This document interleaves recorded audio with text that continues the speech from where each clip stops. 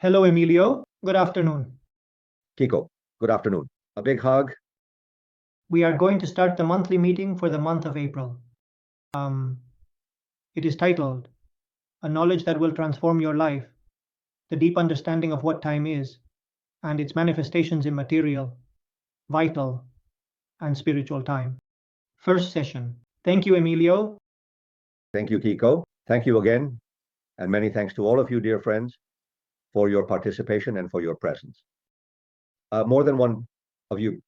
He has shared with me his surprise about the topic, talking about time, because when we refer to time, not weather time, but time in terms of duration, etc., well, we have it categorized in a certain way.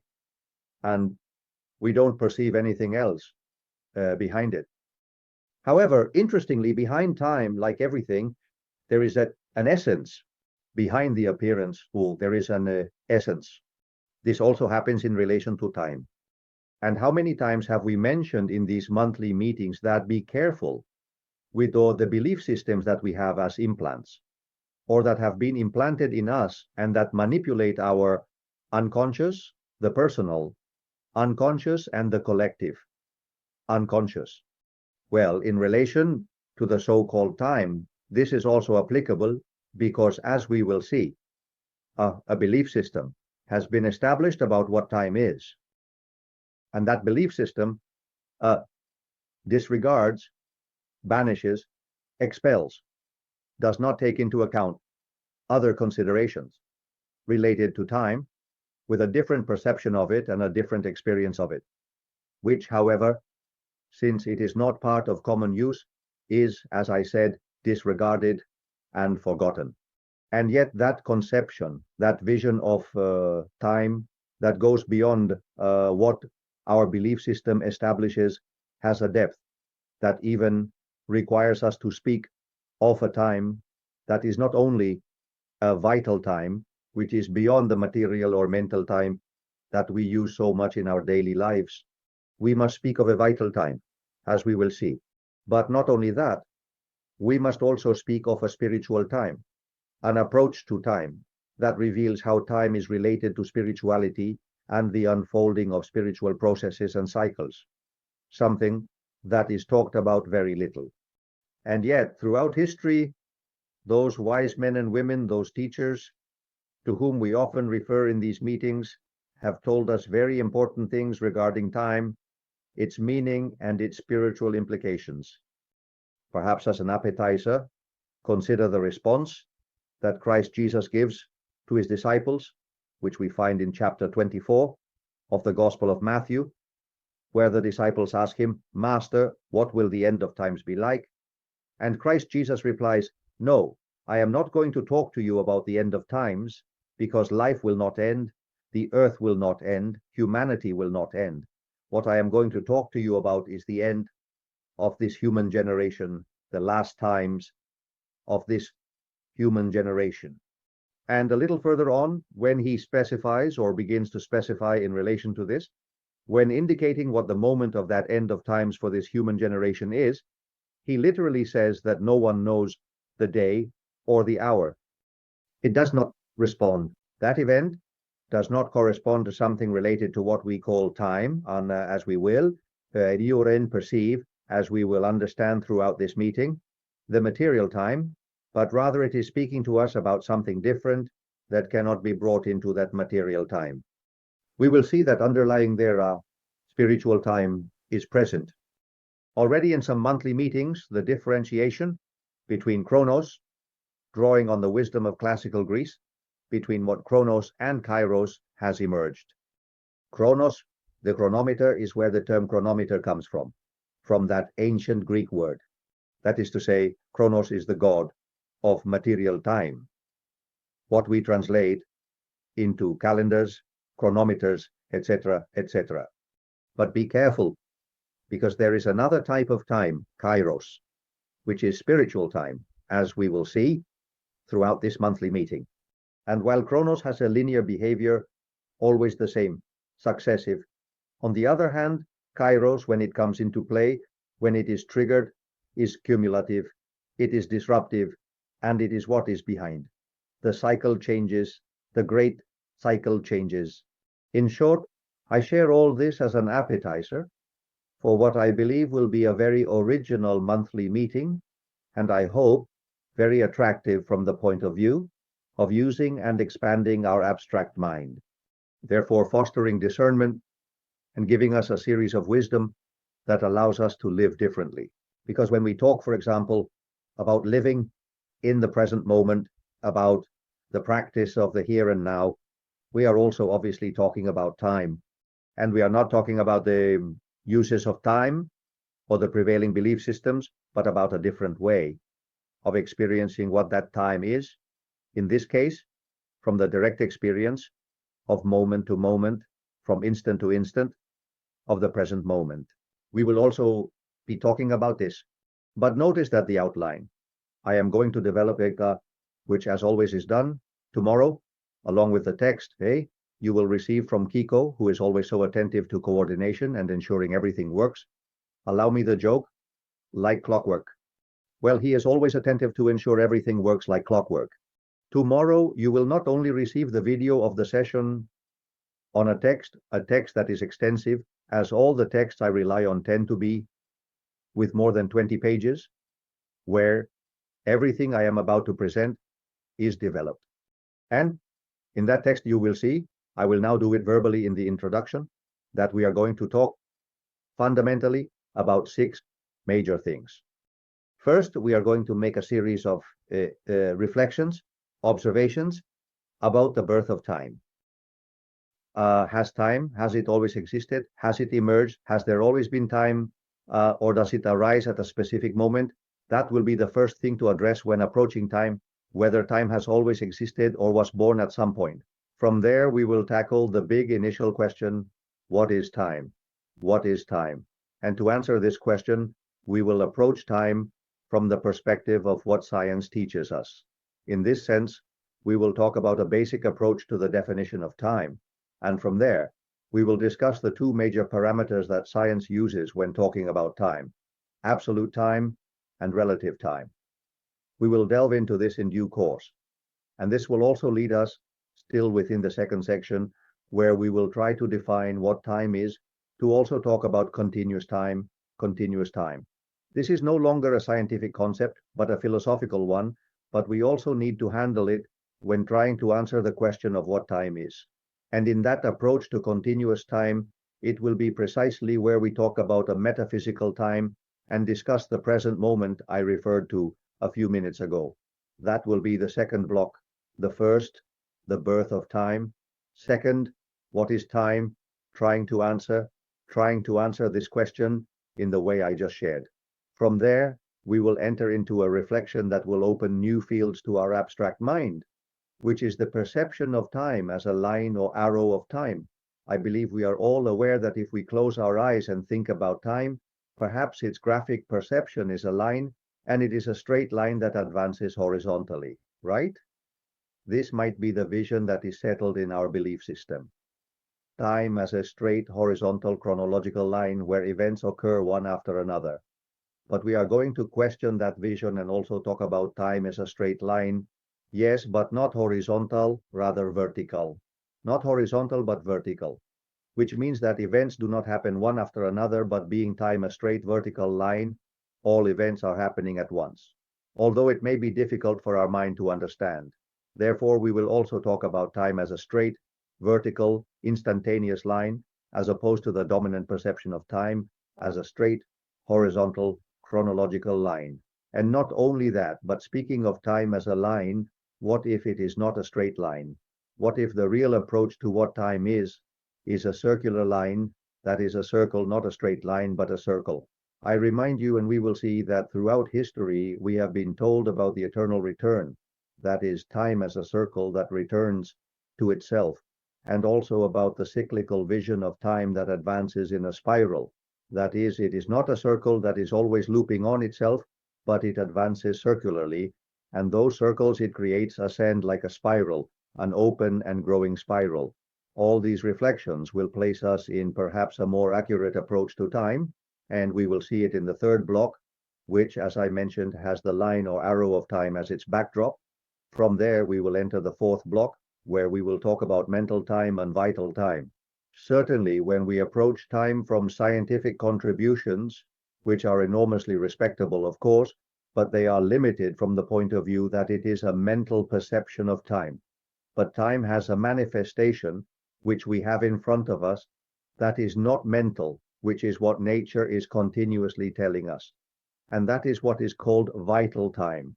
And mental time is subjective, while vital time, which is expressed in nature, in the great cycles, in the intermediate cycles, and in the small cycles where nature is shown, is not mental time. It is vital time that has very important implications for us.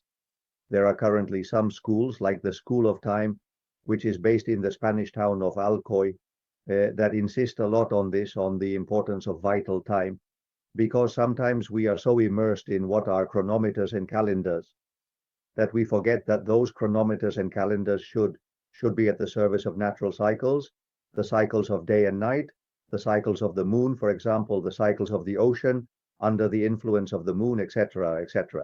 We will talk about this vital time that is different from mental time, which should go hand in hand, but really does not. We will talk about it in the fourth block of my presentation. All of this will have already drawn a scenario where we can enter into spiritual time. There we will indeed have the pertinent materials to enter into spiritual time, to delve into what I said in the introduction about kairos and about chronos, and likewise perceive how spiritual time, which is different from material time, spiritual time has a purpose, there is a natural order, there is a sense of life. And we will talk about two fundamental terms. That classical Greek wisdom also provides us telos and synthelia, which clearly highlight this, the fact that there is a spiritual time, and that this spiritual time, moreover, is by no means, it does not unfold in a manner of by chance or randomness, but rather it adheres to an order, responds to a sense of life, responds to a purpose, responds to an end, and is also directed towards a culmination. That culmination is precisely what marks the end of one cycle, so that a different cycle can begin, as would or will entail the end of this human cycle for a new humanity to start on a restored earth. And about this precisely, since once the spiritual time is defined, we will delve into this in the sixth and final section. We will see that spiritual time functions as an accumulative time. It is a time that flows as if it were a glass being filled drop by drop, drop by drop, drop by drop, drop by drop. Since it is drop by drop, well, it seems imperceptible. We can actually perceive it, but in our life dynamics, it goes unnoticed. But of course, there is a drop that overflows the glass. And that drop that overflows the glass is a true transformation, a transformation of space-time, which is what lies behind the cycle changes from a spiritual point of view. So, friends, we have ahead of us a fascinating subject that, I repeat, is talked about very little. I would say practically nothing, even though it has great significance for consciousness and great significance for spirituality. And it also has very important practical implications for our daily lives, which we will also be unfolding throughout this presentation, and of course, in line with your questions and reflections in a couple of weeks during the session dedicated to answering your questions. Well then, if you agree, having said all this, Onai, although we have already addressed on what the fundamental conceptual framework is, let's now delve into the details. Recall that the first thing I mentioned to you is whether time has always existed, and I talked about a first block, which is the birth of time. I would say there are two fundamental questions when we start this monthly meeting. The first, has time always existed? Or was there a stage without its presence? Whether in a primitive universe, or in what even precedes the emergence of the universe? And in the case of this second assumption, when does time begin and how does it start? Well, if we delve into what astrophysics, astronomy, and physics teach us today, and also delve into what spiritual traditions have taught us throughout history, the summarized answer to these two questions, which is more elaborated in the text, is as follows. First of all, time hasn't always existed. There's a moment, in quotes, or a period, however you want to see it, in the configuration of the universe itself, where time didn't exist. Time emerges at a specific moment in the configuration of the universe. It is not present in what precedes the universe. That void whose fluctuation generates, according to astrophysics, the start of the universe, there is no time there. In the cosmic inflation that results from that fluctuation of the void, in that great balloon that opens over space itself, there is no time.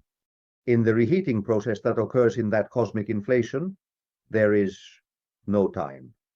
When the reheating within the cosmic inflation triggers the Big Bang, there, my friends, is where science tells us that time emerges. Time emerges with the Big Bang. If we put it on the universe's stopwatch, the Big Bang is understood to occur at 380,000 years after that first spark emerged, after that primordial universe emerged at the hands of cosmic inflation. But when we analyze the text, when we analyze the teachings of astrophysics and astronomy, what happens in the first moments of the universe, what happens in those initial moments, unfolds in instantaneity. Once the Big Bang starts, yes, there is a stopwatch that begins, and at 380,000 years is when the fundamental elements of what we know as the universe start to form. But before the Big Bang, as I said, the Big Bang starts, and 380,000 years are spent forming the fundamental elements of the universe. That's where time emerges. That's where, as we will see now, space-time emerges. But before the Big Bang, in that cosmic inflation, in that reheating, science approaches it in its instantaneity. It talks to us about millionths of a second to try to fit it into the time patterns we use. In reality, as science itself acknowledges, young time did not exist. Time emerges with the Big Bang, and in those three, from there, the stopwatch starts. And in the first 380,000 years after the Big Bang is when the universe as we know it, with atoms, particles, etc., begins to take shape. And it is there where time starts to take form, so to speak, in a colloquial way. Therefore, Quark's time has not always existed, and time emerges with the Big Bang. When we analyze spiritual traditions, we have already discussed this topic in some monthly meetings, the interrelation between the current scientific view and the one spirituality has always had. Science and spirituality provide us with a very similar view of how the universe is configured, emerges, and unfolds. It's a matter of denominations, and as we saw in a monthly meeting, what science calls the Big Bang, spiritual science, spirituality as such, calls it the second emanation. And it is precisely in the second emanation where time emerges. In the fluctuation of the vacuum and cosmic inflation, from the perspective of spirituality, it is the first emanation. And what comes next, according to science, the Big Bang, the start of the Big Bang, the unfolding of the Big Bang, is related to the second emanation. And it is there where spiritual traditions tell us that time emerges. With these friends, we could say that there is a primordial universe, there is a primitive universe in its first configuration where time did not exist. It is from the second emanation, or the Big Bang, where the conditions are generated fundamentally in the first 380,000 years after the Big Bang, for what we today call time to emerge. Therefore, this is important for us to always keep in mind. Time, so to speak, is not always, right? It emerges at a specific moment when a series of conditions in the configuration of the universe itself occur, which is also related to the connection. Now we are going to see it. I mentioned it before, and I will share it again now. when we talk about space-time? Well, having said this, having established this first point, which I found important to start this monthly meeting as the first block, let's move on to the second. What is time? Have you ever asked yourself this question? What is time? Notice that in the approach we usually have towards time, we always associate time with duration, with the duration of events, the duration of the succession of events, the concatenation of events. We always talk about time as duration. We also talk about time as measurement, and we talk about time or as sequence. I think if we reflect on it, we have that very ingrained in our conscious or unconscious mind. Time as duration, measurement, and sequence. And in this sense, science tells us that time is distance divided by speed. Distance divided by speed. Perhaps the most well-known ratio of this definition of time is kilometers per hour. We are in the car, and the car is moving at a certain number of kilometers. And depending on the distance we are going to cover and the speed at which we are going, when we cover the distance, we can say that we have moved at a certain number of kilometers per hour, which is always distance divided by speed. This is very ingrained in our, I repeat, in our conscious and unconscious mind. The universe we just talked about is in constant motion, in continuous movement. And from a human perspective, we use time to measure the duration and sequence of those movements that are expressed in cycles. And we have even simplified it to a mathematical formulation that is the most simple and everyday, which is understanding that time is distance divided by speed. The kilometers per hour ratio, as I was saying, perhaps clarifies a lot about this approach of science, the most common one, when we talk about time. But note that behind this vision of time as duration, measurement, and sequence, there is a perception, there is a belief system where we see time as an ordering into past, present, and future. And but this arrangement between past, the present, and future. We see time as a line. I referred to it earlier, a line where we in the present moment are here on this line. On this line now, we are here. And what was before we call the past, and what will come we call the future. And in this perception of time, we move entirely with the backdrop of what science tells us about duration, measurement, and sequence, and applied to what is the stopwatch, to what is the calendar. We have sought some systems, we have sought some tools, so that this perception of time is encapsulated, and that encapsulation helps our mind to unfold. That's where seconds, minutes, hours, and days appear. And from days, months, years, centuries, and millennia. Notice that all this is nothing more than a mental attempt to organize and learn, to somehow make our own what is a tremendous phenomenon, which is that great movement in the universe, in the small and the large, which is reflected in the 24 hours of the day, but which is also reflected in many other cycles that occur daily, such as the time it takes for the Earth to orbit the Sun, which is what we call the year, the tropical year. With the perception that everything is moving in the universe, we have tried to approach this movement from the postulates of duration, measurement, and sequence, and ordering of past, present, and future, and with instruments, chronometers, and calendars to somehow encapsulate this and make it our own, managing it in our daily life with the chronometer, seconds, minutes, hours, and with the calendar, the days, months, and years. This basic approach is also very important for us to have when we ask ourselves the question, which is the title of this second section which is what is time. But of course, from here, which is, so to speak, what we all have ingrained in our minds and what forms part of the common perception of time, from here, we are going to delve into a different matter. Let's now begin to highlight that what might initially seem untouchable, which is a common, usual, and so frequent view that we would say it is the norm. However, there is nothing normal about it, because there are many things that go beyond, escape, and clearly challenge this perception of time. And the first thing, in that sense, within this second section of what time is to talk about absolute time and relative time.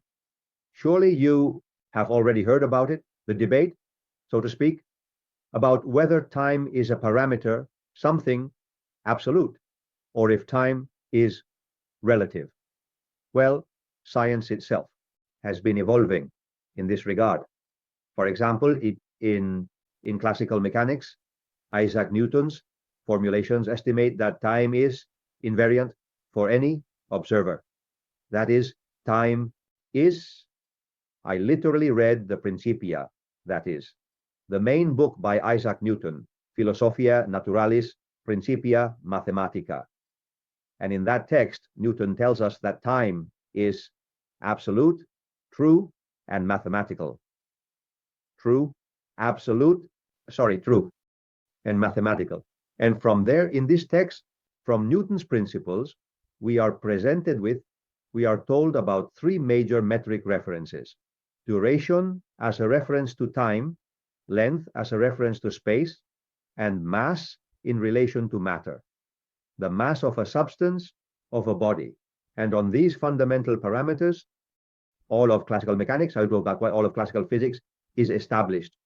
I repeat, duration as a reference for time, length as a reference for space, and mass as a reference for matter.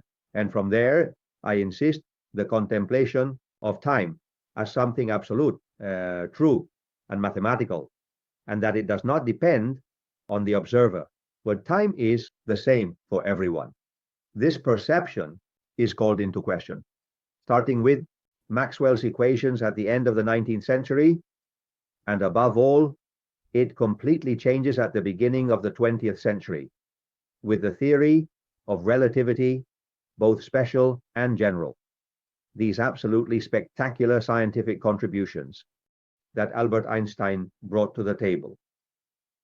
And Albert Einstein rejects the perception of time as something absolute and tells us that time and space are relative and that the measurement of time, I'm reading here, the first text Einstein wrote regarding this says that time and space are relative and the measurement of the passage of time depends on the reference system, where the observer is located, and their state of motion and speed. In other words, the duration of a process depends on the reference system, where the observer is located. And different observers measure different elapsed times between two causally connected events. From there, likewise, I continue. Reading the physical nature of time is addressed by general relativity concerning events in space-time. Time and space, Einstein says, are not independent of each other, but that they combine into space-time. This perception of time as something that is not absolute, but is relative, surely has reached many people today. And whether we understand it more or less, many of us have already made it our own. And it is true that the contributions of science have contributed to this, as well as the depiction of these scientific contributions in the world of cinema. Everything in the world of cinematography has been helping us to understand in a fun and enjoyable way what this relative time is. Without a doubt, what I recommend watching to better understand what this relative time is. Perhaps the best movie we have at our disposal is Interstellar, a movie that I like to say is unnecessarily long. They could have been trimmed a little, to be honest, and I think it wouldn't have lost any of its substance or content. But in any case, it clearly demonstrates how time and its implications are not absolute, but depend on the observer, depend on the one experiencing it, and if the circumstances, the situations, the very speed, for example, at which the observer is, are different from one another, time is, behaves, is observed, and is experienced in a different way. It's enough to simply remember that the movie involves a person who goes on a space mission, they entering through a black hole to find a planet, a second planet, a sort of second Earth, because we have already ruined this Earth with this predatory system, also using words from Albert Einstein. The predatory system has already ruined the Earth, and it is becoming almost impossible to live on it, and a space mission is launched to try to locate a second Earth, attempting to find it by passing through a black hole. That is the plot, stated succinctly and colloquially, of the movie. Well, the protagonist, who is one of the astronauts on that space mission, for him, when he has gone and returned, because he ends up coming back, he goes and returns in that back and forth after many circumstances and many adventures, let's call it that. I believe I recall that only a few years have passed. For him, I think 2, specifically. That is to say, it's a space journey that has lasted a few years, but only a few years. I repeat, I think 2, but I might be mistaken. Certainly not many more. However, when he leaves for his space journey, he has a daughter who, the little one is 10 or 12 years old when he returns. Although only a few years have passed for him, the girl is already an old woman who is in bed dying of old age. She is, therefore, practically a centenarian. For the girl, 90 years have passed, while for him, however, only a handful of years have passed. Which of the two is right in terms of their perception of time? Both are true. For him, only a few years have passed. For the girl, almost a lifetime has passed, considering in quotes of the same time, with which it is very well demonstrated what Albert Einstein teaches us, that time is not absolute, but rather it is relative. The fact of speed. If the astronaut is moving at a certain speed, which is very high, of course, that affects the perception of time and is what triggers these enormous differences that I just shared. Speed, gravity as well. There is a scene in the movie where the protagonist, along with 2 other astronauts, descends. They have already passed the black hole. They are looking for that planet B that would allow humanity to continue, I imagine, destroying another planet, maintaining the predatory system. And when they land on a planet to see if the conditions for life are present, 1 astronaut stays in the space capsule. They descend, and 1 of them stays in the space capsule. That planet is very close to the black hole they have left to search for, that planet B. And that black hole has a great gravitational pull, a strong gravity. But the space capsule is orbiting around the planet, and they have descended to inspect the planet. For those who have gone down, the round trip is 2 hours, 2 hours between the ascent and the descent, the return to the ship, the return to the spacecraft. It's 2 hours. However, when they return, the one who stayed in the capsule is desperate. He is desperate and aged because for him, 26 years have passed. What is 2 hours for those who went down to the planet? For the one who stayed in the space capsule is 26 years, because the spacecraft, by orbiting the planet, has been periodically in contact or brushing, so to speak, the limits of proximity to the hole, black hole, and gravity. The the weight of gravity in space is also in space-time, it gets distorted. Rather, it's not that it has distorted it, it has led it to experience time in a different and so grotesquely different way. 2 hours up and 26 years. Well, I insist, all of this is by no means the invention of the screenwriter or the director of the movie, but rather an attempt to bring to the world of cinema what physical science, astrophysics, based on Einstein's theory of relativity, has embraced. The perception of time as something that is not absolute, but rather relative, in the sense that it depends on the observer, depends on who is experiencing it, and the circumstances and conditions of the observer themselves. And when, instead of staying with the theory of relativity, we enter quantum physics, which has also been developing, as we all know, throughout the 19th century, in the world of the small and in the world of the large, so to speak, in space, right?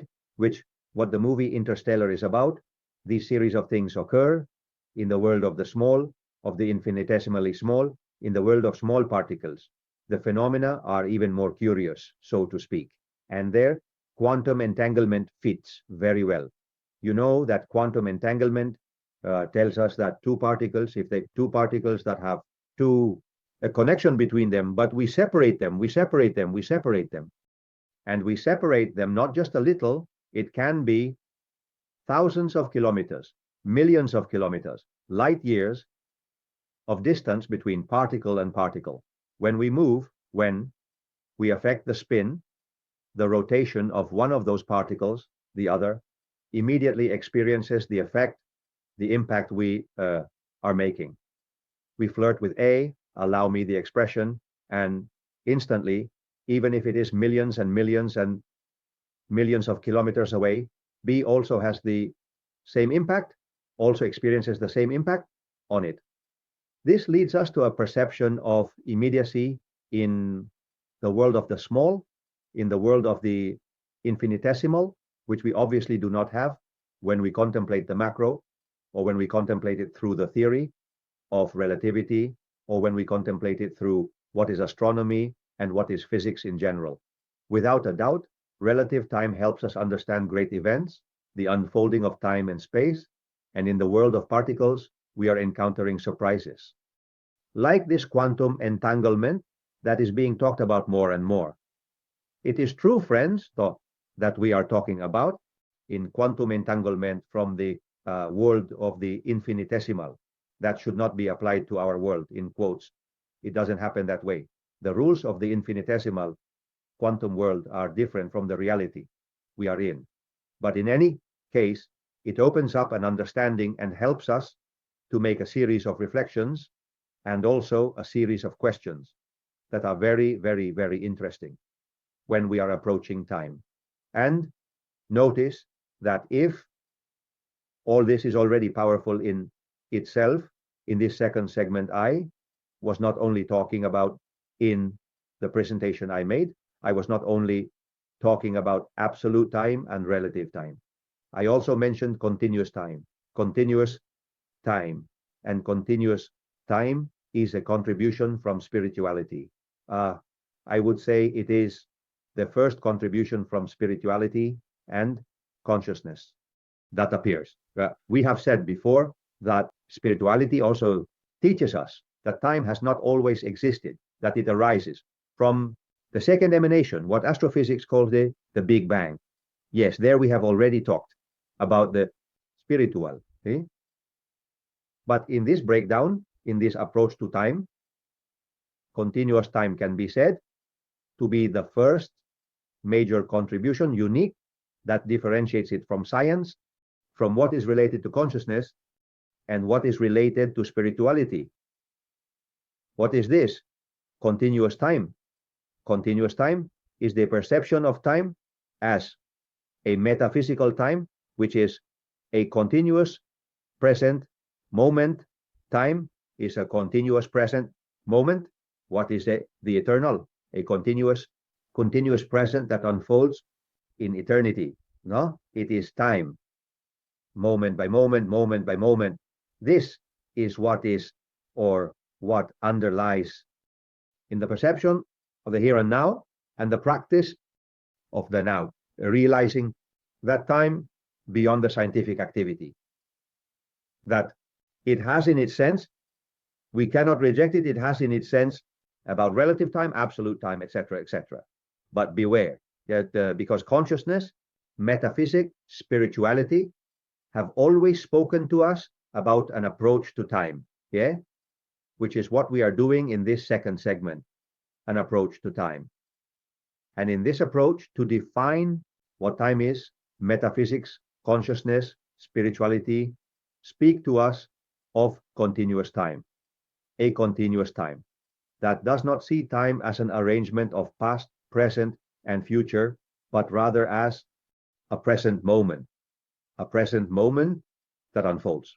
It's as if it were a ball of yarn that is unraveling, but what exists is the present moment. Only the present moment exists. The past does not exist. It existed when it was present. The future, not even that, because it has never come to exist.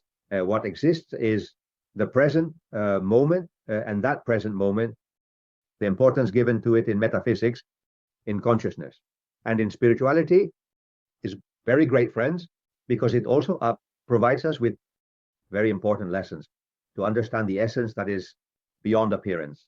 Because if the time we remain either as absolute or as relative, but we remain living it or perceiving it as past, present, future, with all that it implies, we lose a perception of time, which is continuous time, the present moment, continuous, which provides us with a great lesson, I repeat, to perceive the essence that is beyond appearance. Relative time, absolute time, the debates about it, do not delve deeply into it. However, continuous time does help us understand that there is an essence beyond appearance. Notice, imagine that. Let's put ourselves, I'm going to put myself in the example, but my case could also be yours. I live near. Right now, I am located near a great river, which is the Guadalquivir River. There behind me, about 4 or 5 kilometers, the Guadalquivir River flows. On my morning walk, I can reach the river and sit on the riverbank to contemplate the Guadalquivir River. Let's suppose I do it. I reach the Guadalquivir River and sit on its bank. The Guadalquivir River is a large river, right? It comes from Cazorla, from the Sierra de Cazorla in the province of Jaén, traverses much of Andalusia, passes through the province of Seville, and ends up flowing into Sanlúcar de Barrameda on the border with Cádiz. Sanlúcar de Barrameda belongs to the province of Cádiz, and the mouth of the Guadalquivir River precisely separates Cádiz from Huelva, specifically the part of Huelva that is the Doñana National Park. Well, that Guadalquivir River is a large river, a powerful river, a river that has a very long extension in its course, and I sit on the bank of the Guadalquivir River and observe it.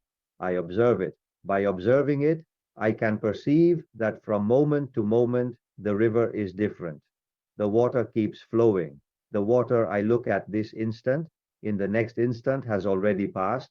It is already different water, and it may be that the river brings, especially in this season when we are having so much rain, that the river comes with a lot of flow, even dragging along remnants of mud, dragging branches, etc., etc. And I am sitting watching the river, a part of the river, observing the river, and I see that from moment to moment, everything is changing. The water is different, branches pass by, etc., etc. From moment to moment, everything is in change. Agreed? I think it's easy to understand. But beware, metaphysics, consciousness, spirituality teach us this perception that I am having and that I am sharing with you is simply that of one dimension of the present moment, because the present moment has an underlying dimension. We would say that this which is changing from moment to moment, I am seeing the river and it changes from moment to moment, is the superficial dimension of the present moment. But the present moment has an underlying dimension, and the underlying dimension is what does not change. Certainly, we observe the present moment and focus our gaze on what is continuously changing, on the impermanent, on what changes from instant to instant. But beware, let's reconsider, because in that same present moment, from moment to moment, from moment to moment, there is something that does not change. In the case of the Guadalquivir River, what is it that does not change when I am looking at that river, which is different from instant to instant?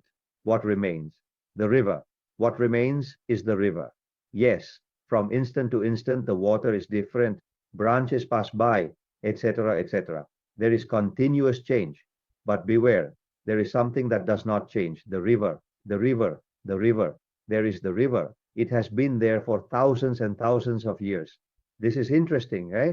If we apply it to ourselves in the present moment, in what we are developing in this meeting. Here I am talking to you. We are going to be sharing a couple of hours. In those couple of hours of this meeting, from instant to instant, in the superficial dimension, everything is changing, right? My gestures change, my tone of voice changes, the contents I am addressing change. If there is a little fly here, well, the little fly passes by, now it stops passing, now it passes again.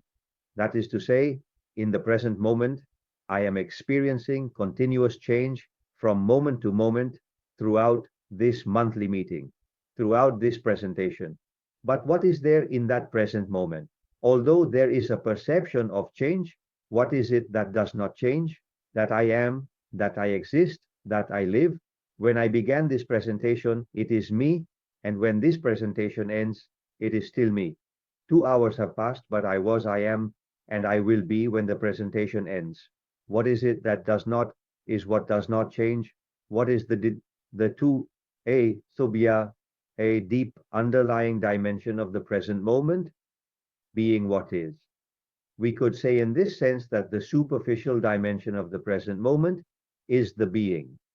And the being changes, the being changes, the water passes, the branches pass, etc., etc. The being changes, the being no, the being which is the river. In the example of my presentation, everything is in a permanent state of change. My words, my gestures, etc. That is the superficial dimension, the being which changes state continuously. But what is it that does not change? The being, who I am, who exists, who lives. And in fact, when we understand this, we comprehend the human experience, because the human experience has a dimension that is superficial. The superficial dimension, which also makes us incarnate in a vehicle, in a car, in a small physical self, emotional and mental, and the personality associated with it, which is in permanent change, because the car in which we incarnate, the driver, which is what we truly are, our soul spiritual dimension, incarnates in the car to experience the human experience. And that car is in constant change. And the circumstances of daily experience are also continuously changing. From moment to moment, the car is different. And the circumstances we live in our life experience are changing from moment to moment. That is the superficial dimension of the present moment. But beware, there is an underlying dimension of the present moment, which is the driver, who I am, who I am. In fact, notice that the car at a certain moment will cease to exist. That is indeed a tremendous change of state, from the car being alive to the car having ceased to exist. However, the being continues to be, because what is permanent does not change. What is permanent remains and persists. It is so important to understand this. And of course, when we talk about time in scientific perception, which is very well, this eludes us through our hands. In contrast, when we turn to metaphysics, when we turn to consciousness, when we turn to spirituality, we are taught the importance of, without denying what science says, which has its place in the large and the small, but that we perceive there is a perception of time which we do not usually make our own, but which is real, absolutely real, and true, which is that of continuous time. The present moment is what exists. The present moment is what is. And what we call time is a continuous unfolding of the present moment, from instant to instant, from instant to instant, from instant to instant. And when we realize this, we can perceive that this present moment has a superficial dimension subject to change. The being, which varies permanently, but also has an underlying dimension that does not change, that is constant, that is permanent, and that has to do with being. And this, which is applicable to everything when we look outside, is applicable to us, ourselves, and teaches us the reality of human experience as a perfect conjunction of essence and appearance, of being and existing, ultimately of a present moment that unfolds and has a superficial dimension. The incarnation, the different reincarnations, change. But there is something that does not change, being what we are. That driver, what we could say, using the words of St. John of the Cross, that divine essence, right? That spirit that is in the center of the soul, and that does not change. It does not change. The soul even changes, because as Christ teaches us, Jesus out, it can gain oil. In quotes, metaphorically speaking, as a consequence of the experiences we live in each life, in each incarnation. But the spirit, the divine presence, what is our genuine self, marks our authentic nature that is always there. It has to do with that underlying dimension of the present moment. So when we ask friends the question of what time is, besides that basic approach based on parameters of duration, measurement, sequence, ordering in past, present, and future, stopwatches for hours, minutes, seconds, calendars for days, for years, for centuries, and in addition to what science and physics teach us about absolute time, about relative time, in the application of time concepts to the small, to quantum physics, quantum entanglement, all of this must be completed with this approach to time as continuous time, as a present moment that unfolds. And I tell you, from that perspective of continuous time, the eternal exists, eternity exists, but we would say that eternity is a continuous present moment that unfolds in the eternal, a continuous present moment that unfolds in the eternal, and it has as a moral very important for helping us understand life and understand ourselves and understand existence, which is the differentiation between the superficial, changing dimension of the present moment and the underlying, deep, profound dimension that relates to the permanent, the imperishable aspect of the present open moment. And from there, of course, understand, friends, that in the practice of the here and now, what we are taught is that when we talk about freedom, the freedom we truly have is how we live the present moment. The freedom we truly have is how we live the present moment when, thanks to continuous time, we acquire a perception of what the present moment is, of the significance and importance of the present moment. We also understand the significance and importance of how we live the present moment, because how we live the present moment determines how we are living life. We are not living life based on how we lived the past. We are not living life based on how we want to live the future. Friends, please. We are living life based on how we live the present moment.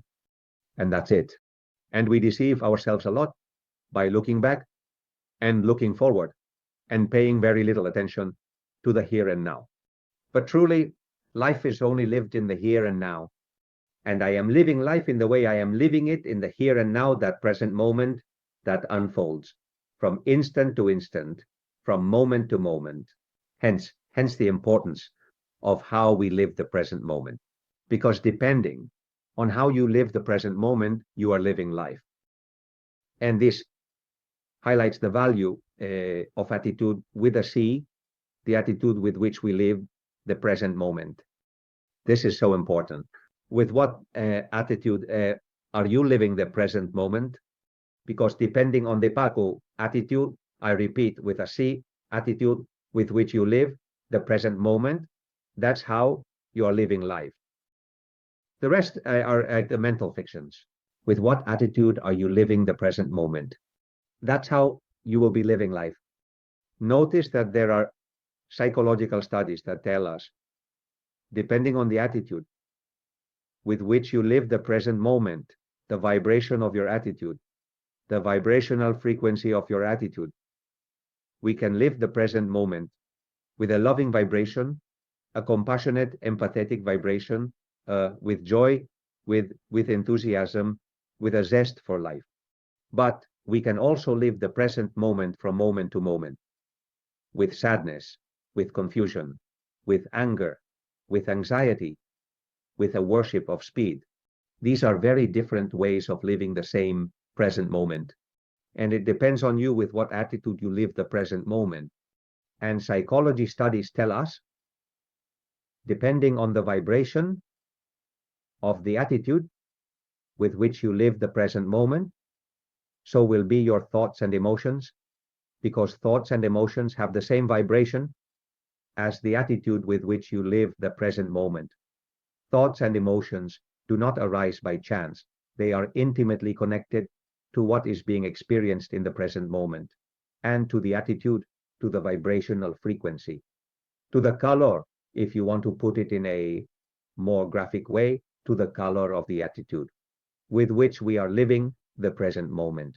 Depending on the vibration, depending on the color of the attitude with which we are living the present moment, we will also be coloring our thoughts and our emotions, which will have, I repeat, the same vibration of the present moment, of the attitude with which we live the present moment, where those thoughts, those emotions are being generated.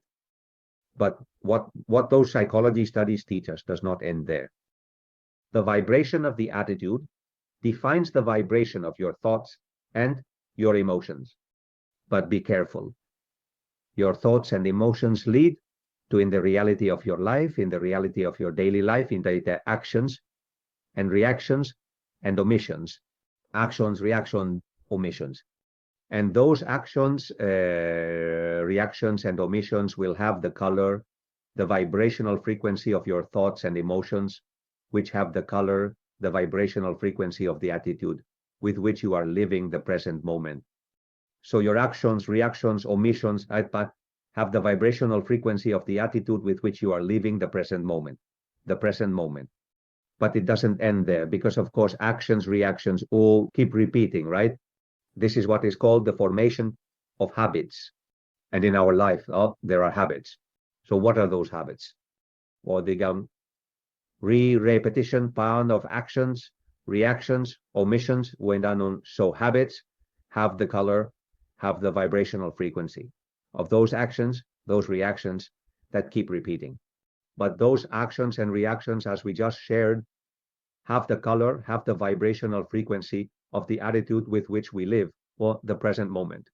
Which means that the habits in our life have a certain vibrational frequency that we have been forging, we have been generating from instant to instant, from moment to moment, with the attitude, with the vibrational frequency of the attitude with which we live, each moment, the present moment.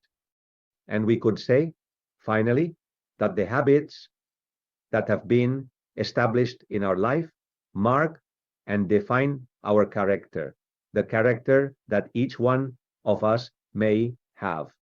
And notice, if character is defined by habits, the color of our character, the vibrational frequency of our character is defined by the color, the vibrational frequency of the habits, whose vibrational frequency, whose color is defined by the actions and reactions that are repeated, generating the habits, which are defined by the emotions and thoughts behind those actions and reactions, which have the color, which have the vibrational frequency of the attitude with which we live the present moment.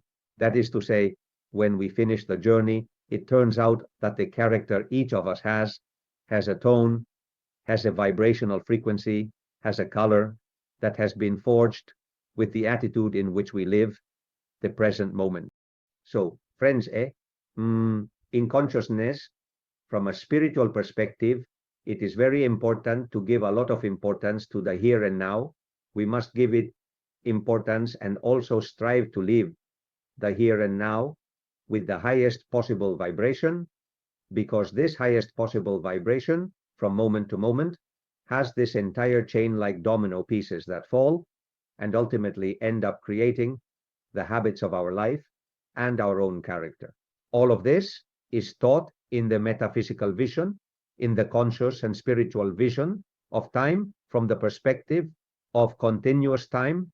Surely this apart from the development it has in the text that Kiko will send you, surely this will also provide a lot of opportunities for us to exchange questions, answers, and reflections in a couple of weeks during the session dedicated to answering your questions. And I think that after this, we can move into the third section of this monthly meeting of the presentation, which is the line or arrow of time that I mentioned in the introduction. Because indeed, when we return to that more usual, more common approach to time that we talked about earlier, it is linked to a vision of time as a straight, horizontal, chronological line. A straight, horizontal, chronological line. The years, the centuries, the seconds, the minutes pass by in a straight, horizontal, chronological line, chrono calendar. This is the usual vision that, from the perspective of what we shared earlier, is well established in our mental whole world. However, that is still just an approach or a way of approaching time. Time as a line or horizontal arrow, straight, horizontal, chronological line. But what if we approach time in another way? Is it possible to approach time differently? Well, we return to science and we return to the movie Interstellar, which brings us some very interesting scientific knowledge regarding time. Notice in the movie Interstellar, there is a specific moment already in the final stretch when it really gets interesting, where the protagonist I mentioned earlier, the protagonist who starts the space journey when his daughter is 10, 12 years old, and when he returns after only a few years have passed for him, the daughter is already an elderly woman who is nearly 100 years old. Well, this protagonist, in the adventures he experiences, I was sharing with you that to find an Earth B, they go through a black hole. That black hole, at the beginning of the movie, it is explained that it suddenly appeared near the planet Earth. And it seems that it was placed at our disposal by a very advanced alien civilization about which nothing is known throughout the movie. All of this has generated a kind of great black hole to allow the human species to pass through it, to search for a second Earth where we can live after having destroyed this one.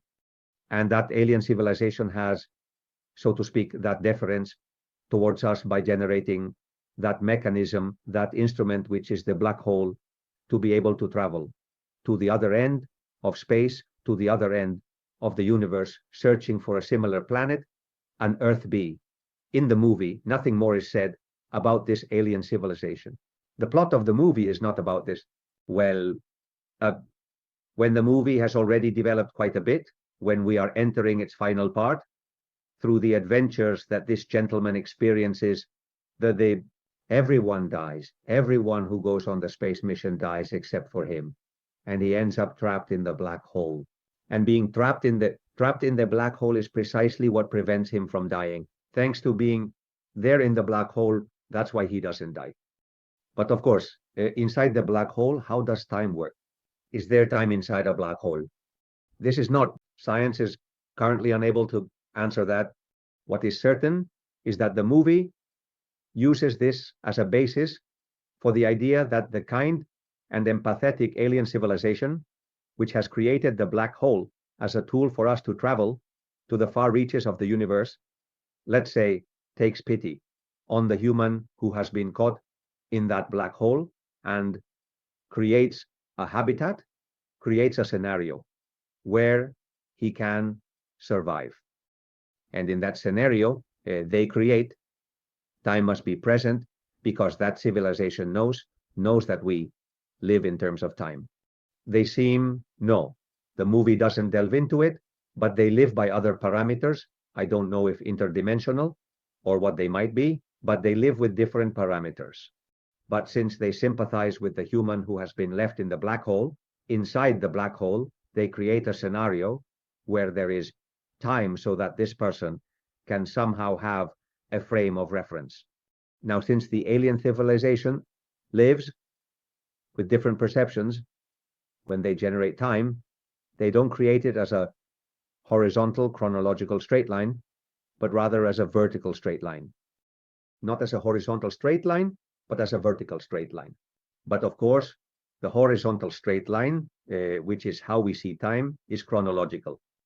In the movie, the world of time, the perception of time, the reality of time, generated by this extraterrestrial civilization, is a straight line. But in vertical, not horizontal, in vertical, which does not unfold chronologically, but rather instantaneously. This leads to understanding one of the fundamental keys of the movie, which is that when the astronaut is already trapped in that black hole where time lives but experiences it instantaneously, he can move instantaneously to what we call the past, to what we call the future. He can move. And what he does, since he can move, is he moves along that vertical straight line to the moment when he was about to leave his house, about to start his space mission, to send himself a message not to go, because it will be a disaster and everything will end very badly. And I won't go into the details of the movie, but indeed, at the beginning of the movie, with the books in a library, there are a series of strange things happening, which you understand precisely at the end, when you realize that the strange occurrences there are related to the astronaut sending himself a message through the movement of the books in Morse code, through the clock hands moving in Morse code. He is sending a message to himself not to go, not to make that journey. He, being in a perception of time, in a reality of time, and in an experimentation of time that is not a horizontal chronological straight line, but rather an instantaneous vertical straight line, can move along what, from our chronological perception, is impossible. This is what this movie brings us closer to in this segment. If before it doesn't help to understand, as we said a while ago, the difference between absolute time and relative time, here it is very interesting to understand that time can indeed be contemplated in another way. That doesn't mean that we can perhaps contemplate it that way, but it is possible for time to be lived and experienced not as a horizontal chronological straight line, but as an instantaneous vertical straight line. And furthermore, friends, this is important for us to keep in mind. It is what happens in many near-death experiences. When I had my near-death experience at 16 hours on November 29th, 2010, after seeing myself outside my body in the ICU of the hospital, what the next experience of the NDE was to perceive, to see what my entire life had been. And at that moment, I was already 52 years old.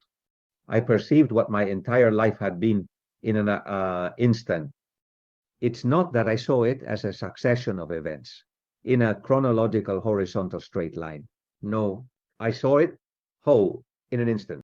It's as if I were seeing my life in a straight vertical instantaneous line where everything is seen at once. I like to explain it.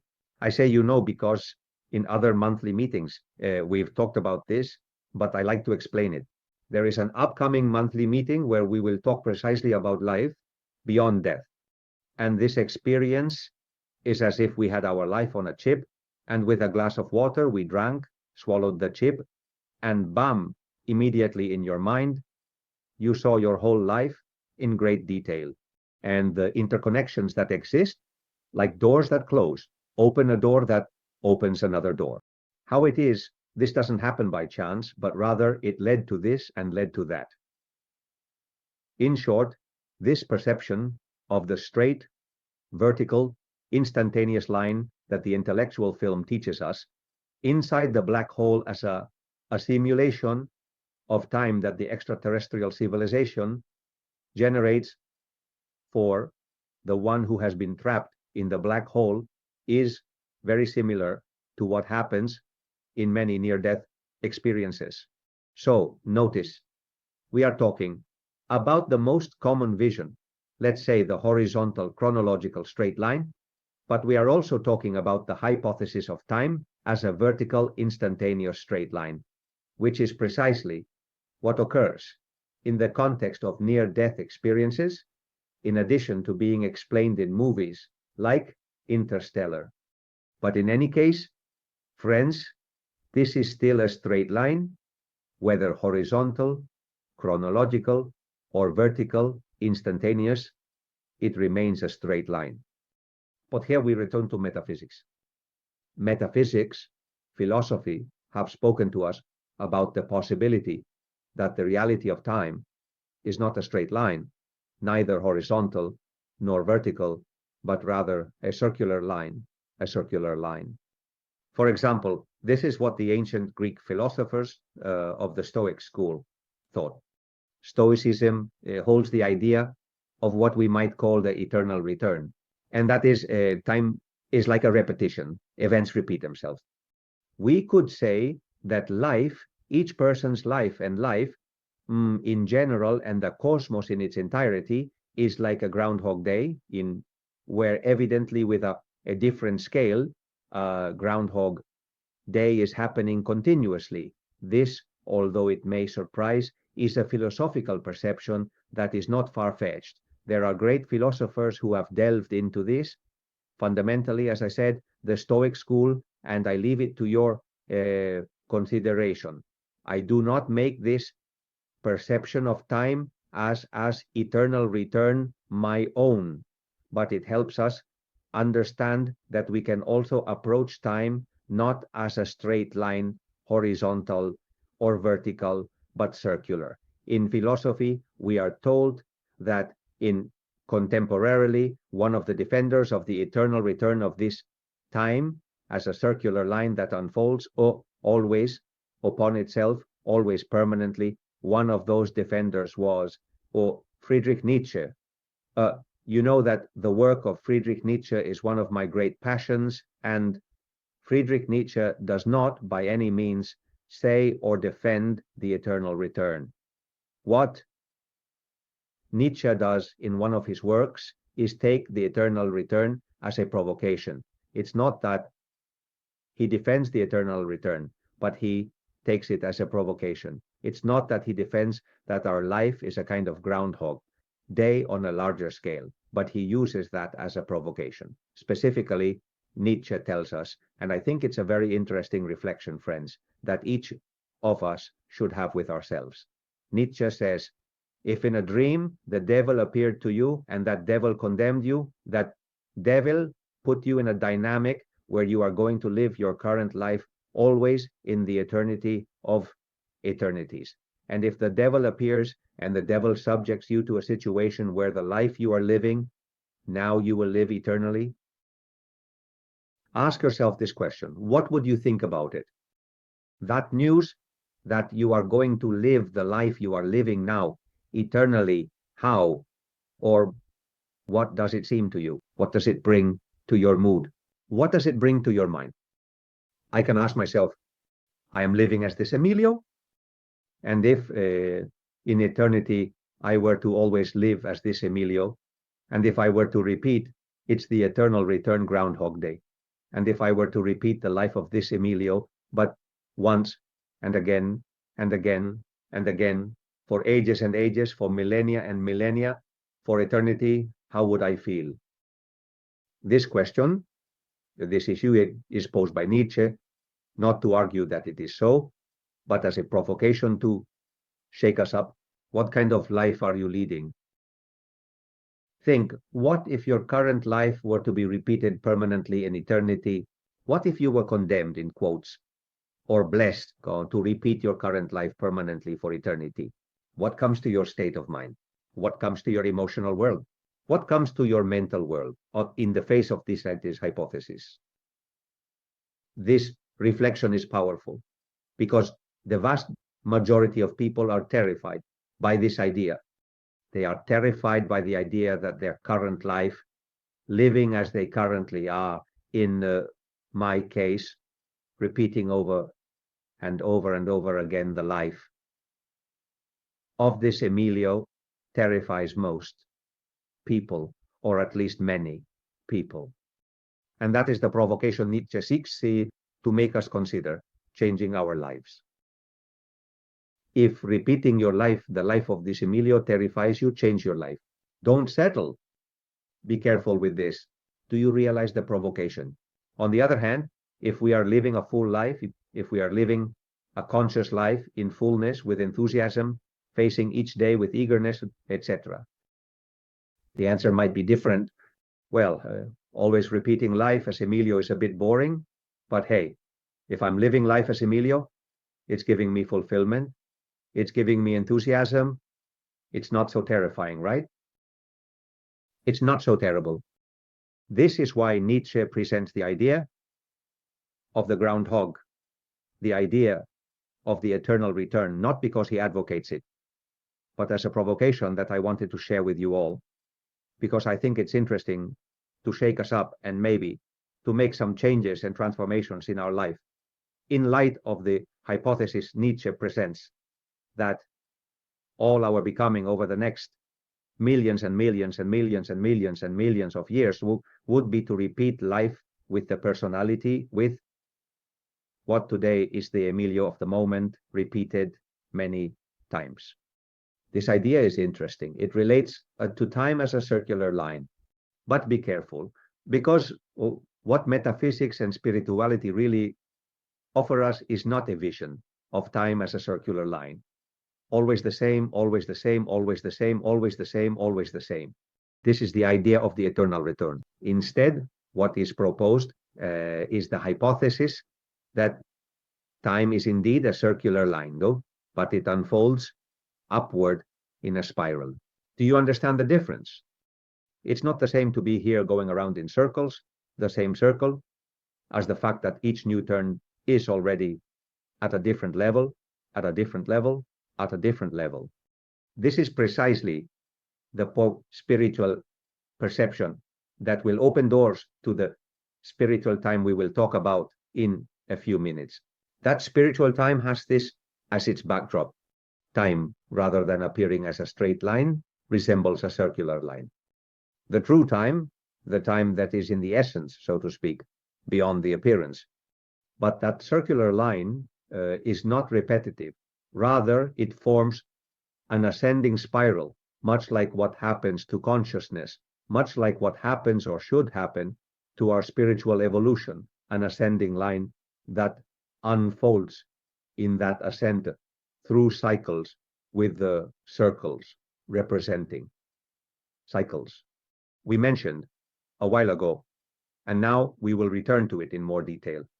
That life is expressed in cycles, the universe is expressed in movement, and movement is manifested in cycles. Well, the cycles would be what give rise to those circular lines, and the experiences within those cycles would be what, if we make the most of them, would lead us to live that experience in a spiral from the perspective of consciousness, from the perspective of what all existence and the universe itself are. The life of a human being every 24 hours, we could say, is precisely a circle that repeats every 24 hours, 24 hours, 24 hours. However, we are called to ensure that the 24 hours are not like Groundhog Day, but rather that we make the most of them, so that those circles, which are the cycle of the day, the principle of rhythm applied to the day, become an ever-increasing spiral. And we could say that this can even be applied to reincarnations. Our soul spiritual dimension incarnates, disincarnates, incarnates, disincarnates, incarnates, disincarnates. We could say that each new incarnation is like a circle but we are called to ensure that each new incarnation is different, not just because of the adventures we might experience and our personality, but in terms of consciousness. To ensure that with each new incarnation we achieve a higher level of self-awareness, a higher spiritual level, more oil in the lamp that Christ Jesus speaks to us about. This would explain that yes, each incarnation is a circle, but each incarnation is called to be a circle that opens up in a spiral, in an ascending spiral, with what is growing. In this case, being self-awareness, the spiritual path, the oil we pour into our lamp. And the idea of cycles, which is related to the Hermetic principle of rhythm. Everything is in motion, everything is expressed in cycles, but the cycles are not ordinary. The cycles have a reason for being, they have a rhythm behind them. This is what the Hermetic principle of rhythm teaches us. This needs to be explained in more detail. The difference between mental time and vital or natural time. Mental time is everything we have shared about the approaches given to us in usual belief systems and in science. That is, everything that has to do with seconds, minutes, hours, days, years, centuries, etc., etc. Realize that it is mental time, it is subjective time. That is, it is time as a kind of mold that the mind has to construct its reality. The time factor turned into a mental line that is used as a base on which to place a series of conventional and mental elements to shape a certain way of understanding a reality adjusted to our mental parameters. All of this about seconds, minutes, hours, days, years is useful without any doubt, but they remain finite, fictitious, limitations of the infinite and unlimited, which, to top it off, are inserted into the human mind as implants from the collective consciousness. It is a belief system endowed with objectivity, but which is really, truly laden with subjectivity. It is a belief system that from the collective unconscious binds the human being to the strictly material and structural world, from the disconnection with the real, both in its vital or natural dimension, as well as in the transcendent or spiritual perception. And now we are going to talk about the spiritual perception of time. We have already pointed out some things that help us understand what will come when we have talked about the present moment, when we have talked about the continuous moment, when we have talked about time as a circular line that grows in a spiral, but we will delve further into what spiritual time is. But first, it is necessary and pertinent that we realize that with our chronometers and with our calendar, what we are trying to do is bring to a convention, to a form, to a subjective belief system, to fit into a box, what is inherently much larger. We limit in time parameters, we limit, constrain in time parameters, seconds, minutes, hours, days, years, etc. We constrain in those parameters something that is really much more than those parameters. Certainly, I repeat, I do not dispute its usefulness, but beware because we end up believing that it is so when it is not so. And how much work it takes to maintain this fiction. Notice the mess we have with the 24 hours. There is not a single day of the year where the sun rises at the same time and sets at the same time. Not a single day of the year. Because depending on the winter solstice or the summer solstice, we all know that when the summer solstice arrives, when we reach the peak and until the winter solstice, the minutes of light decrease and the minutes of night increase. And from the winter solstice to the summer solstice, the opposite occurs. The minutes of light increase and the minutes of night decrease. The sun rises earlier, each time earlier, between the winter solstice and the summer solstice, and each time later, from the summer solstice to the winter solstice, and vice versa in terms of the time it sets. However, we do not take this into account. And from there, even with the disruptions of trying to fit, constrain into limited parameters, what goes far beyond those parameters in Europe. Well, I don't know if also in some parts of Latin America, well, from time to time, twice a year, the time is changed and the clock is set forward or back an hour so that somehow what are the sunrises and sunsets make sense in what fits our daily life and the requirements and needs of our daily life.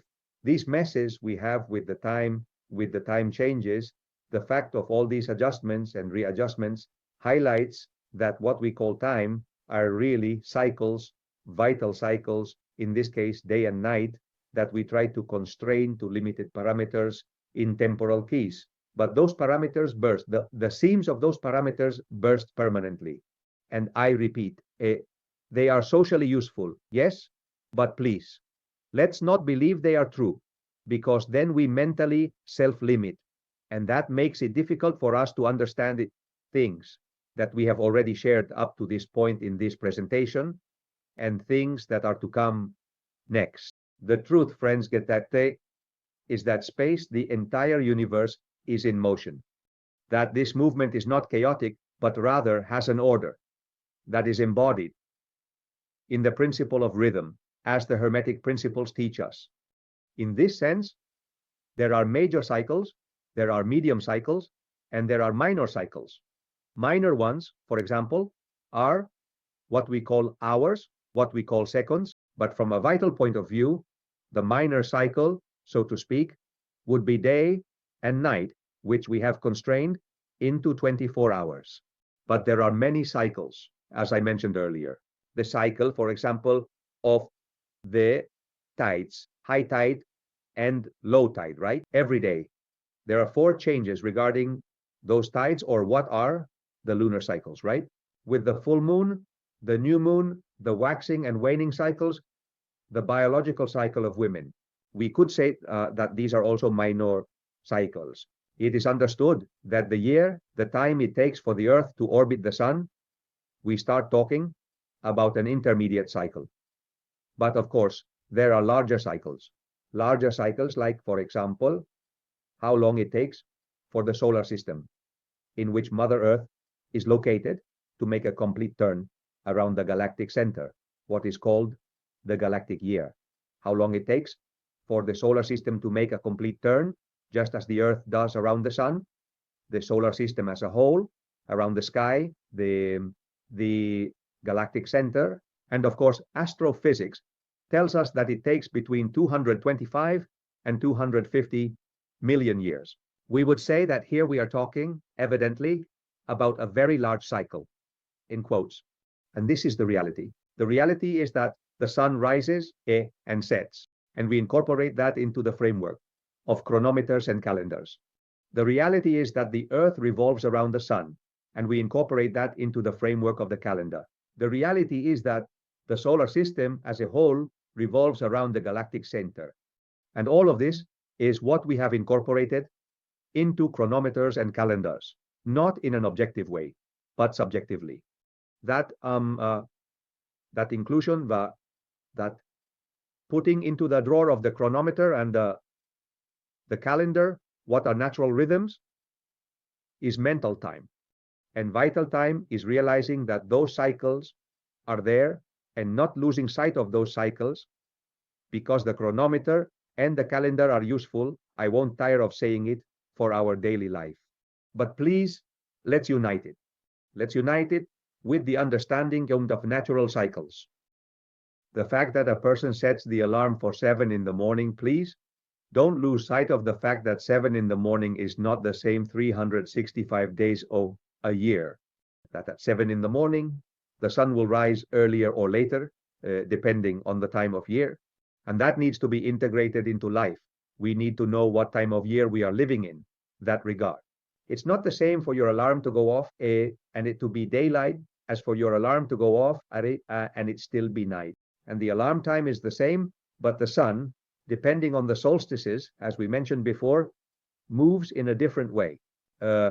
The perception of the hours of the day, of what is sunlight, and the lack of sunlight changes from day to day. And that needs to be taken into account. Just like if you live on the coast, it's important to know what the tide cycle is. If you go to the beach, it might be experiencing high tide or low tide, and this changes continuously from day to day. And the lunar cycles should be kept in mind because they influence not only the tides, but also the energies that move on the planet, and this also has an impact on humans. We should know if we are in a waxing phase, a waning phase, if we are approaching the full moon, or if we are approaching the new moon.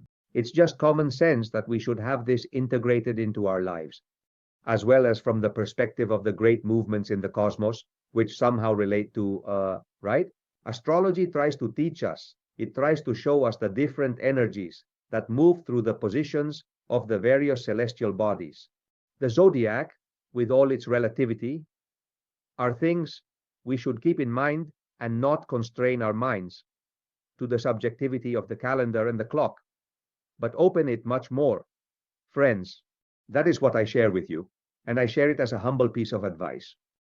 Let's use the calendar and the clock, of course. They are part of social customs and are useful. But let's not lose sight of the other things. Let's not lose sight of the moment when it truly dawns to know if when I wake up at a certain time, which is always the same, I will encounter light or I will encounter night. And knowing when those variations will precisely affect this, or being aware of the rhythms of the moon, of the lunar cycles, because this impacts life, it impacts us.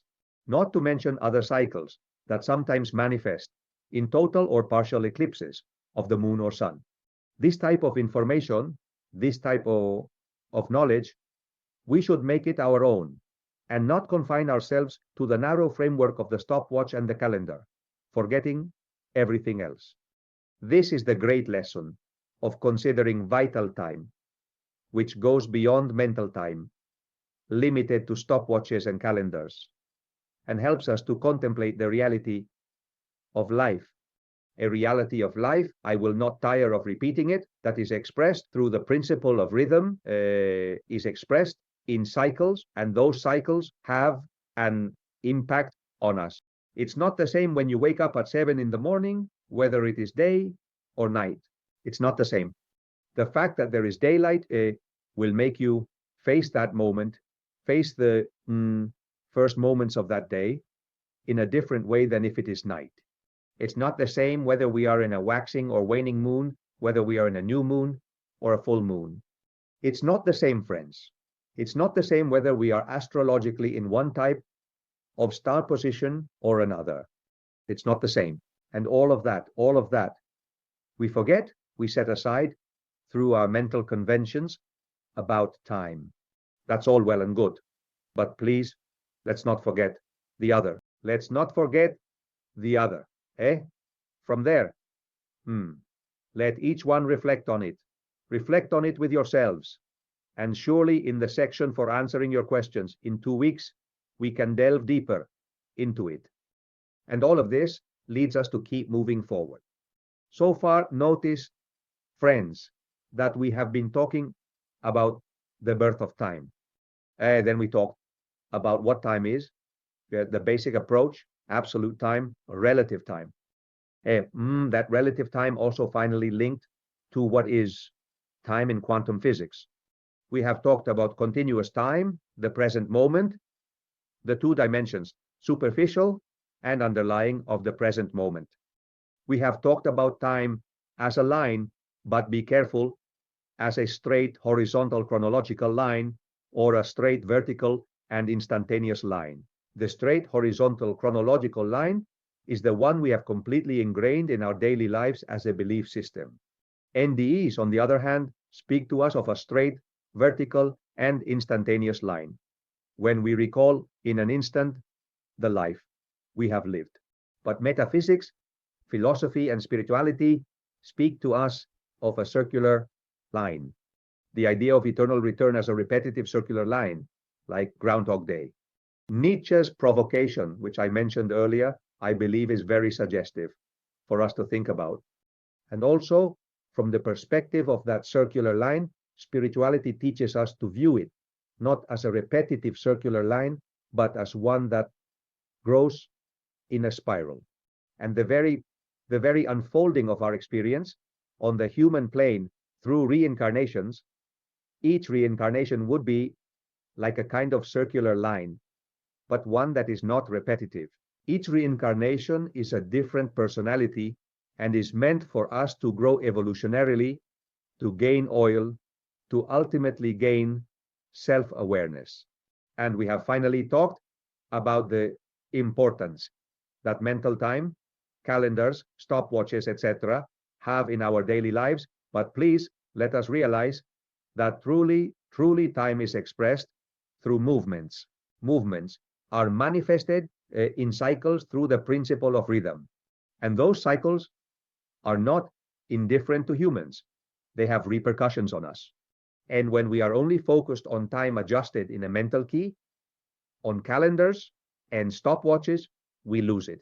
We don't realize it, and that also has repercussions in our daily lives. Having said all this, we are going to delve into spiritual time as a differentiation from material time. In the introduction, we recalled Chronos and Kairos. It is fundamental to understand what spiritual time and material time are. Since ancient times, there have been traditions that speak to us of spiritual time and a material time, which is also called Prakritic. Don't be surprised by the term Prakritic.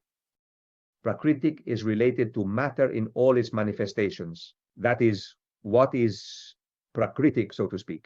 And there is a time, the time of matter, which is therefore given this definition, this conceptualization in ancient traditions as acritic time. But in any case, it is material time, just as the time of consciousness is spiritual time. Chronos represents material time, and Kairos represents spiritual time. This was already very present for the ancient sages of classical Greece. Let's not confuse Chronos with Kairos. Let's not confuse material time with spiritual time. Notice that we have already talked a lot about material time because both belief systems based on calendars and chronometers, as well as the repercussions related to vital time that we have mentioned, the great cycles, the principle of movement in the universe, etc., are related to material time.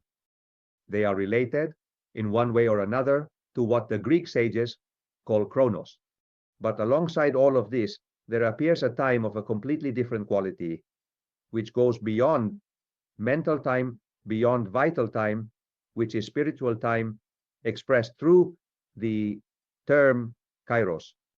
Similarly, in the context of the teachings that have been given to us, there have been philosophical, cultural, and spiritual traditions that have given it different names, but ultimately the name is the least important.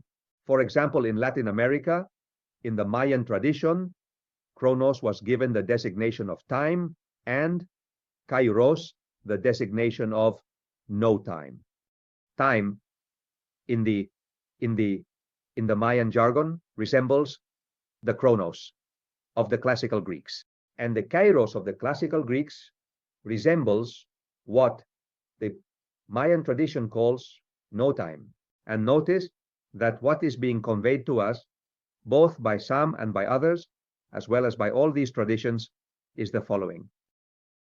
We can contemplate life, existence, and we can contemplate evolution, not only of each human being in their different reincarnations, but also of the human collective, which is where this difference between material time and spiritual time fundamentally gains special significance. That evolution of the human collective, that evolution of humanity through cycles, because everything moves in cycles, we could represent it in the following way. It's as if this were the evolution of humanity. Notice that I am using a straight horizontal chronological line. Humanity keeps evolving, keeps evolving, keeps evolving. This human cycle keeps unfolding, keeps unfolding. And as we have shared in some monthly meetings already, imagine that there is a waterfall here. This river, which is the human cycle, is heading towards a waterfall. Imagine that there is a waterfall here. The waterfall would represent the end of one cycle, so that a different cycle can begin. Days start and end. Years start and end. The Earth completes its orbit around the sun. It begins, it ends, it begins, it ends. It's in a permanent succession, right? Cycles go one after another, and nothing ends. It builds a cycle so that another can begin. All right. Imagine that this is the current human cycle that is unfolding, and the waterfall is the end of the cycle. And it will not be the end of life, as Christ Jesus very well said. When I speak to you about the end of times, I am not saying that life, the earth, or humanity will end. What is going to end is a human cycle, a human generation, as he calls it, so that another can begin. When this human cycle ends, which is what the waterfall symbolizes, another human cycle will start in due time. And now we are in this human cycle that will eventually come to its end. And the end, I repeat, I insist, is the waterfall. Well, with this analogy, when a river has a waterfall on the horizon, how does the river behave? Well, if the waterfall is far away, the river continues its course. Let's call it normal. Of course, it will depend on the time of year, whether it rains more or less, but it will be the normal course will continue its frequent and normal pace. Now, when the waterfall is approaching, things happen in the river, right, friends? Things happen in the river. When the riverbed is approaching the waterfall, this already breaks its normal rhythm, and things start to happen. What happens? Two fundamental things happen. It starts to stir. The closer it gets to the waterfall, the greater the stirring, and also its speed, the speed of the water, the speed of the rhythm of the river increases. The speed increases. The river advances with the more stirring, more stirring, more stirring, increasingly as it approaches the waterfall, and it also accelerates and accelerates and accelerates more and more as it reaches the waterfall. Well, to understand, with this analogy of the river and the waterfall, what Chronos is and what Kairos is, notice that when I talked about the river, I used two fingers, the finger that is lower and the finger that is higher, right? We would say, friends, that this is a Chronos, and the one above is Kairos.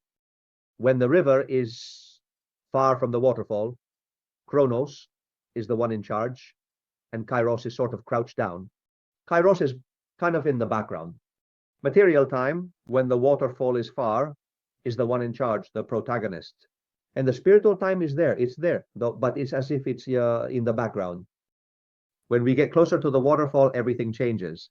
And when we get closer to the waterfall, we said it stirs and accelerates. But how is it possible for there to be an acceleration of time?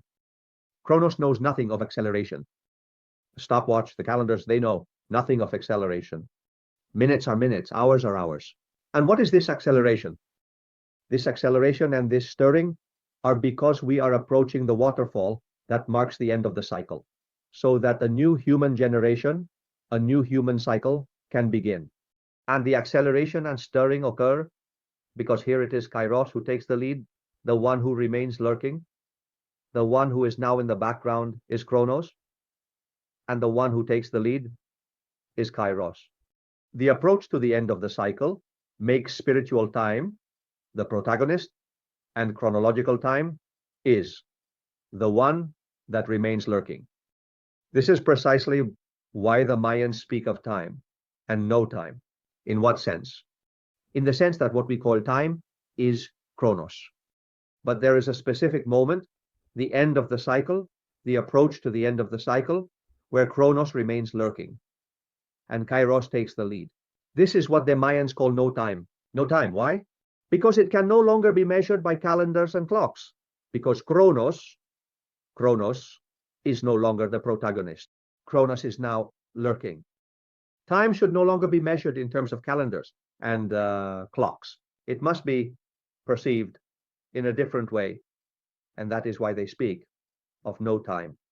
It is the same, I repeat once more, as what the great sages of classical Greece teach us. In the approach to the end of the cycle, Chronos moves to the background, and it is Kairos who takes the lead. And precisely because it is Kairos who takes the lead, it is no longer about the linear, repetitive nature of Chronos, which is why the acceleration of time is experienced. The end of a cycle, the approach to the end of such an important and large-scale cycle as a human cycle, always, the approach to the waterfall is linked, is tied to upheaval, and is linked and tied to acceleration. And the big question we have to ask ourselves is whether we are perceiving those upheavals and whether we are perceiving that acceleration of time. If, depending on how we answer this question, we can also determine whether we are further or closer to that moment that will come when it is due, which is related to the waterfall. Notice that Christ Jesus tells us no one knows the day or the hour. Why does no one know the day or the hour? Because Chronos no longer has anything to do with this. The waterfall cannot be measured in terms of Chronos because Chronos will have already moved to the background so that Kairos can take center stage. Precisely because of this, the moment of the waterfall, the arrival at the waterfall, cannot be expressed in days or hours. And when I mentioned the previous point, I repeat it to you again. Do we perceive that there is increasingly more upheaval in the reality we are living in? And do we perceive that time is accelerating? Well, regarding the upheavals, it seems quite evident, doesn't it, friends, that we are in what I like to call a hurricane of rapidly increasing magnitude. This is like a hurricane of rapidly increasing magnitude.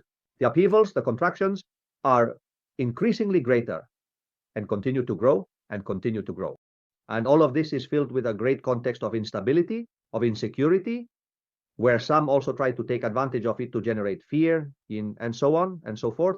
But the truth is that we live in a scenario of increasing upheaval.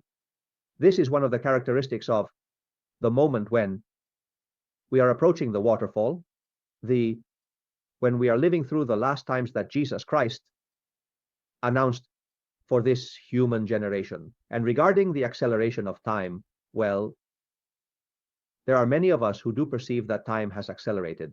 And of course, it's not that time has sped up on the clock or calendar, but we do have a perception that everything is olidea, moving very fast, that the days go by very quickly, or weeks go by very quickly, that the months go by very quickly.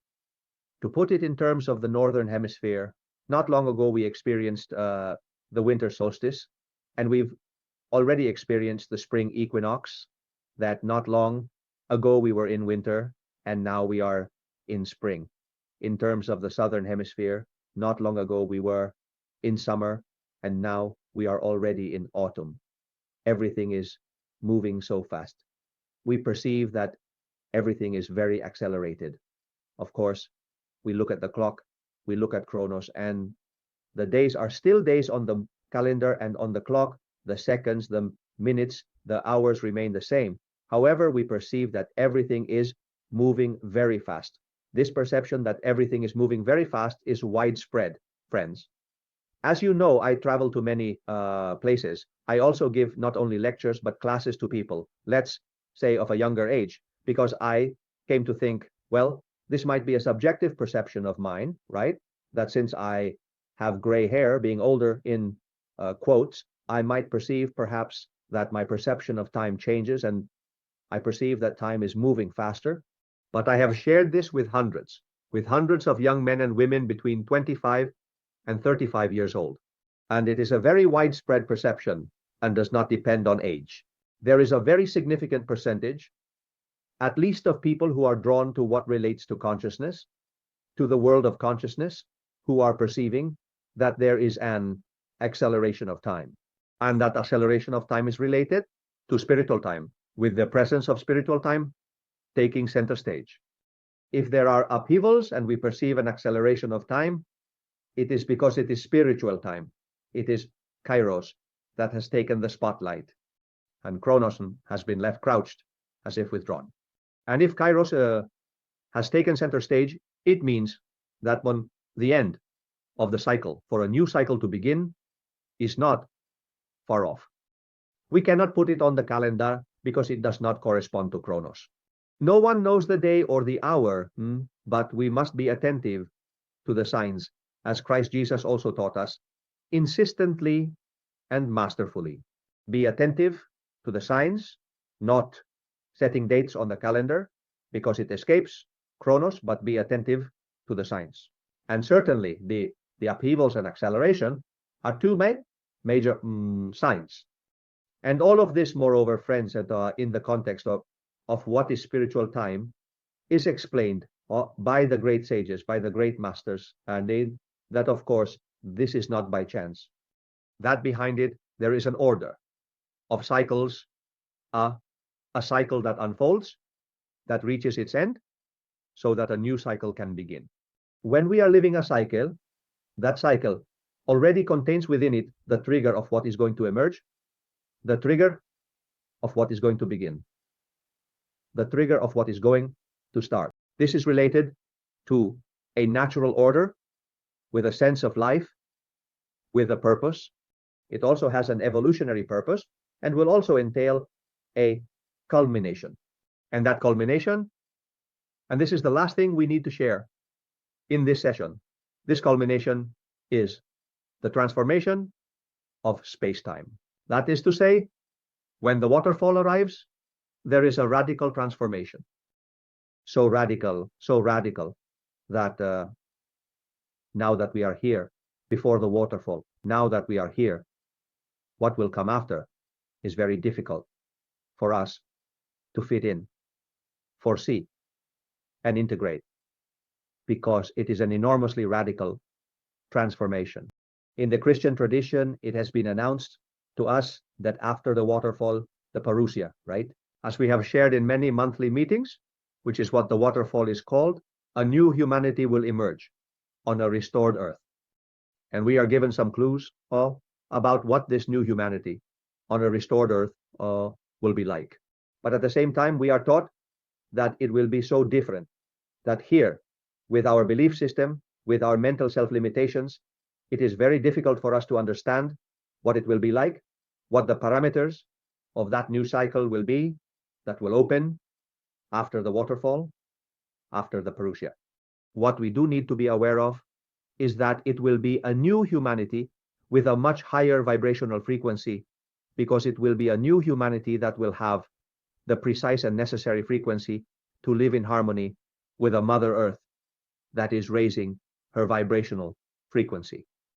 And the elevation of Mother Earth's vibrational frequency is related to the cumulative time that precipitates, and at a specific moment, using the term from Latin and Spanish, at a specific momentum, it is capable of transforming space-time.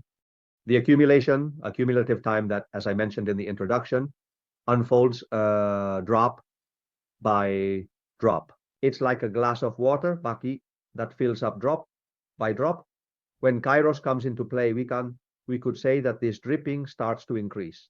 But in any case, even if the frequency of the dripping increases, it continues to be drop by drop, drop by drop, drop by drop. And there is a specific moment when there is a drop that overflows the glass. Mother Earth, friends, beyond Chronos and related to Kairos and the movement of consciousness, is raising her vibrational frequency. I would say that since the Christ event, Mother Earth has entered a dynamic of raising her vibrational frequency, drop by drop. So unless you are very attentive, you don't notice it. Certainly. And there are scientists, there it is. It's not the only thing by any means, but for example, there's the Schumann resonance, which precisely tells us about this, that the Earth has a vibrational frequency, and moreover, a vibrational frequency that is increasing because the Earth is a living being. It also has an evolution of consciousness, and that vibrational increase is related to that evolution of consciousness and its development in a time that is not material, but rather spiritual time that is governed by accumulation, drop by drop. And Mother Earth is raising her vibrational frequency drop by drop, drop by drop. We would say that when we reach the waterfall will be the drop that overflows the cup. It is the culminating moment, it is the key moment when the drop overflows the cup. And when the cup overflows, the Earth changes its vibrational frequency. To put it in a metaphorical way that we can all understand, from vibrating in the key of E, it shifts to vibrating in the key of F. From vibrating in the key of E, it shifts to vibrating in the key of F. That is what will happen with the waterfall, a change in the vibrational frequency of Mother Earth. And from there, a beautiful opportunity arises for human beings, both collectively and individually. Because obviously in that new Earth, in that restored Earth, in that Earth of a higher vibrational frequency, those human beings who, due to our vibration, that is our state of consciousness, are in tune with the new vibrational frequency of the Earth, will be able to live. We will be able to live.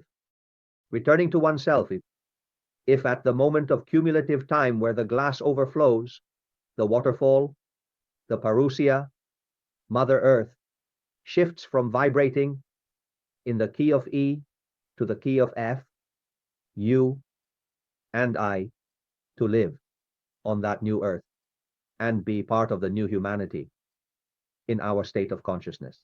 We also have to live. We have to change from E to F. And that, friends, needs to be done now. It's not about doing it after the waterfall, because of course after the waterfall the new cycle already opens. And only those souls, that is, those people, those souls whose vibrational frequency, whose oil level in the oil lamp, whose level of oil, whose self-awareness, whose state of consciousness of their soul have the vibrational frequency in tune with the key of F of Mother Earth, will be able to incarnate. Therefore, this, what we are experiencing, when we perceive that Kairos has taken the lead, when we perceive that because of this, with the upheavals and the acceleration of time, even though we do not know the day and the hour, the waterfall should not be very far away. It is when, more than ever, always of course, but now more than ever, it is when we must look at ourselves, also look at others, and try to raise our vibrational frequency. Raise our vibrational frequency from Mai to Fa. Do it now so that when that moment arrives, we are in tune with that new Earth and can be part of the new humanity on the new Earth. And as we have shared so many times in our monthly meetings through various practices, through different tools, ultimately raising our vibrational frequency has to do with bringing to light, with living in our daily lives, with a life practice where we manifest our best version. Friends, we are going to be our best version. We are going to live consciously. We are going to live compassionately. We are going to live lovingly. We are going to live as good people. We are going to lend a hand. We are going to have the ability to look inward to remember what we are, but also look outward to see what is and understand the signs of the time. In short, all the things we have shared in so many monthly meetings. And the fundamental thing is that we keep in mind that this is not a coincidence. This responds to certain rhythms. It responds to certain movements. It responds to some deep movements that are there, which, when we remain in what is the time of stopwatches and calendars. We do not see, without taking away without ceasing to value what those calendars and stopwatches provide us for our continuity to organize our day-to-day, but that nevertheless, on many occasions, obscure us, create a fog, a kind of collective unconscious belief systems that prevent us from seeing. Let's be attentive to the sign of the times, and I believe that if we are attentive, we can perceive the protagonism of Chronos, we can perceive this cumulative time that keeps increasing and increasing. And surely, in line with your reflections, in line with your questions, and in line with your experiences, we will be able to delve much deeper into all of this in a couple of weeks. So friends, we will see each other on April 17th. Moreover, it's Holy Thursday, a very special day and very suitable for talking precisely about these things. And I inform you that in May, the monthly meeting we will have starting on May 8th will not be on the first Thursday of the month, because it is a holiday in many countries. That's why Kiko and I decided to move it to May or 8th. But the monthly meeting in May will be dedicated precisely to the deep esoteric meaning of the Passion, resurrection, and ascension of Christ Jesus, its repercussions on each of us, and in the current moment of humanity, which fits perfectly and will be much better understood after this monthly meeting about time, with everything we have discussed, with everything we have shared, and with what we will continue to share on April 17th. Thank you very much, friends, for your participation, for your presence, and thank you very much, Kiko, of course, to you for the coordination of the meeting. A big hug. Another big hug, Hermelio. Until next time, goodbye.